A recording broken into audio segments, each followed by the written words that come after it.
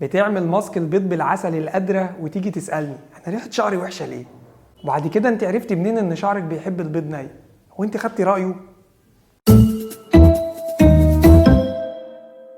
من الحاجات اللي بتخلي ريحة شعرنا وحشة الماسكات الغريبة اللي بنسمع عنها، زي البيض بالعسل والبيض بالمايونيز والجاز الأبيض.